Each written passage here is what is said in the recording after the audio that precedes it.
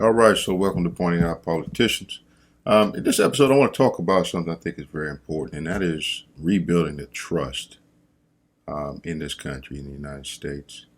And Joe Biden made a good reference to that. He actually said that, or his press secretary said they had a conversation about rebuilding trust and how important that was. But I want to point something out here. I think it's very important in regards to the mask mandate that was put into place. And oddly enough, it's not even about the mask, really. You would think that it would be more primarily based on the mask, but I think there's something much more important here that all of us should pay attention to. So, without further ado, let's take a look at what kind of sparked this for me. Let's take a look at what the new Press Secretary Jen Psaki, I believe her name is, said about some things leading up to this, and then I'll show you how it all comes together and why it's all so very important. And rebuilding trust with the American people will be central to our focus in the press office and in the White House every single day. So as I said, she mentioned that rebuilding trust will be a central focus. But let's take a look back. Let's go back in time to Joe Biden on the campaign trail and listen to what he says in regards to a mask mandate. Mandatory mask wearing. Be a patriot. Protect your fellow citizens. Protect your fellow citizens. Step up. Do the right thing. Be a patriot. Protect your fellow citizens. Step up. Do the right thing. So obviously he's talking about wearing a mask makes you a patriot. So you're stepping up and you're doing the right thing. Okay, so let's kind of fast forward to the recent press event. New press secretary, first briefing, got to cut her some slack. But listen to what she says. Me to serve in this role, we talked about the importance of bringing truth and transparency back to the briefing room. Okay, so right off the bat, they talked about truth and transparency. So let's skip forward in that same briefing and listen to what she says about the mask challenge and the mask mandate. Check this out. To combat the deadly virus, the president launched his 100-day masking challenge, asking Americans to do their part and mask up for 100 days. He's doing his part as well, issuing a mask mandate that will require anyone visiting a federal building or federal land or using certain modes of public transportation to wear a mask. Okay, so this is important here. He issues a mask challenge which is, if you believe in the power of wearing a mask, I think that's a great idea. Mask challenge, encourage people to wear a mask. But this is followed up with an executive order. To be clear about these executive orders, they're all essentially promises being kept. He campaigned on a certain message. What's important to understand about that is it was all about getting votes. It was all about being elected. So he promised whomever he needed to promise, whatever he needed to promise them in order to secure their vote. That's the way it works. So on his first day, he signs all of these executive orders.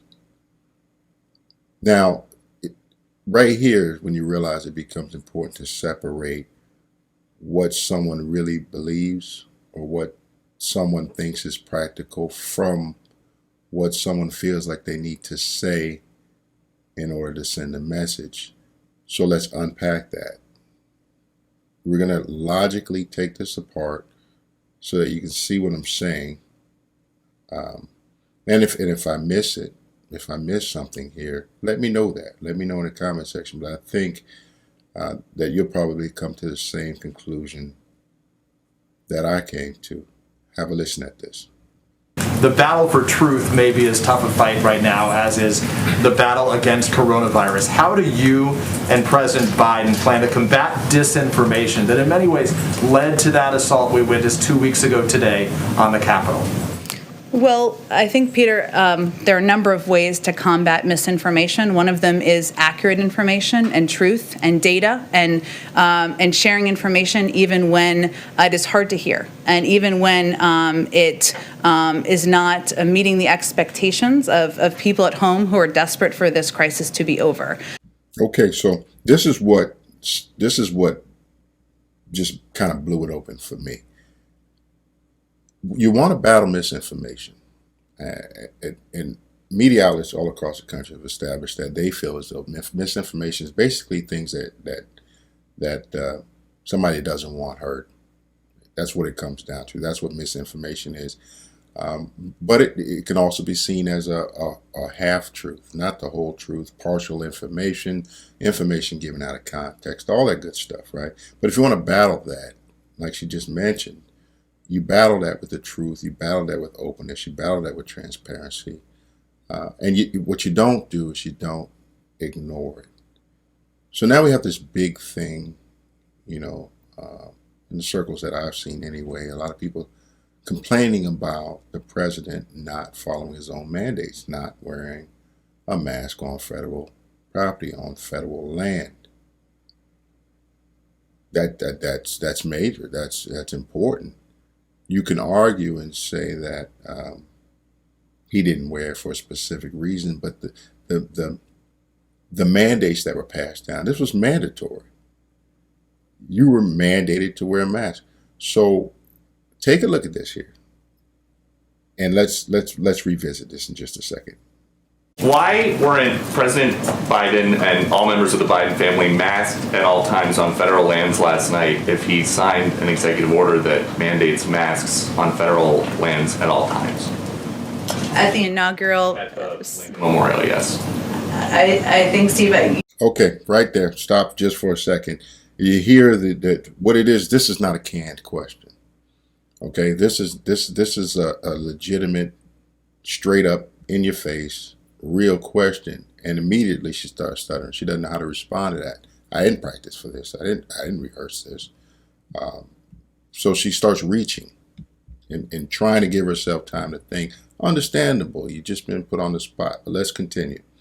He was celebrating an evening of a historic day in our country, and certainly he signed the mask mandate because it's a way to send a message to the American public about the importance of wearing masks, how it can save tens of thousands of lives. We take a number of COVID precautions, as you know here, in terms of testing, social distancing, mask wearing ourselves, as we do every single day, but I don't know that I have more for you on it than that. Okay, so she spit out a list, and then she didn't know if she had anything else after that. But everything on that list was an excuse, because the mandate was that you were to be wearing a mask on federal lands.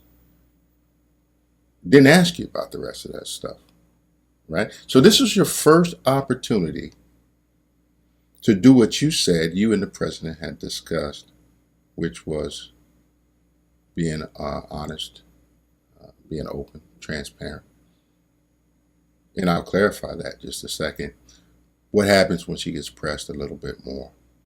But as Joe Biden often talks about, it is not just important the example of power, but the power of our example. Was that a good example for people who are watching who might not pay attention normally? Well, Steve, I think the power of his example is also the message he sends by signing 25 executive orders, including almost half of them related to COVID. The requirements that we're all under every single day here to ensure we're sending that message to the public. Yesterday was a historic moment in our history. He was inaugurated as President of the United States. He was surrounded by his family. We take a number of precautions, but I think we have bigger issues to worry about at this moment in time. Okay, so let's unpack this. She thinks that the bigger message, or the bigger thing, was to send a message by executive orders, mandates. laws. This is what politicians, many of them, actually believe. This is how they operate.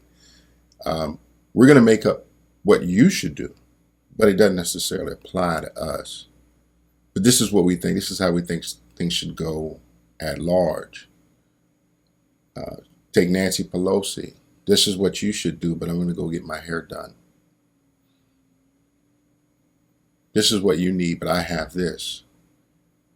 Maybe part of the problem is that these politicians nowadays are so separated from the average American that they just can't really think in terms of how a normal person would think. The first part of what he did was okay. When he issued a challenge and encouraged people to wear masks, that was okay. Where he went left was when he says he's going to mandate something. And then when he went further left is when he said he's going to mandate something and he's not even going to comply with it. Now, what's even more troubling here is the press secretary's response when she says that they have bigger fish to fry. See, now it's not important. You just violated the agreement that you said that you all made with the American people, but that's not important. This is why it's more important. This whole conversation is more important than just about a mask. See, what's more important than the mask is the honesty and transparency. What do I mean by that? This was the opportunity to say, I messed up. This was the opportunity to acknowledge a mistake and correct it. Isn't that what Joe Biden said that this administration would be all about? Acknowledging mistakes and correcting them. But now they've got bigger fish to fry. Which one is it? They probably need to revisit this and have a conversation about this very soon. Part of me wishes that they would see this video, talk about it, and fix it. But the major part of me, the bigger part of me, wishes that they go ahead and continue to expose this themselves in this area, which is probably what's going to happen. Matter of fact, not probably, it's what will happen. It will continue because that's the nature, and they will show their true colors. No matter how smart you try to be in that press room, sooner or later you're going to slip. And most of the time, everything that you need to evaluate what you're being told and see the inconsistencies is right in front of you. It's just it's just so unexpected that you kind of gloss right over it. You allow your mind to be swept past it. My recommendation when it comes to politicians, though, is don't just focus on what's said, focus on what's not being said, and also what doesn't seem to be important enough to be said. Step up. Do the right thing. You know, it's human nature to want to make an excuse up, try to explain something away. So there's probably a lot of people that'll say that it was his family there, people he worked with, stuff like that. But keep in mind that when you have a family, an extended family of, grandparents, parents, children, they don't all live in the same house. And each one of them deals with someone else who deals with someone else. So as far as that theory goes, it's completely null and void. So main focus should probably remain on doing the right thing. That's debatable as far as whether or not you believe in wearing masks, but where it's not debatable is as far as acknowledging your mistakes, correcting them, and owning up to them. So on that note, the same thing applies. Step up. Do the right thing. So it's early on in the administration. Now would be the perfect time for both the president and his press secretary and his entire administration to fix it in regards to being open and being transparent and being honest about some things, being upfront, winning back trust. And there's really only one way that they can do that. Step up. do the right thing. He's running.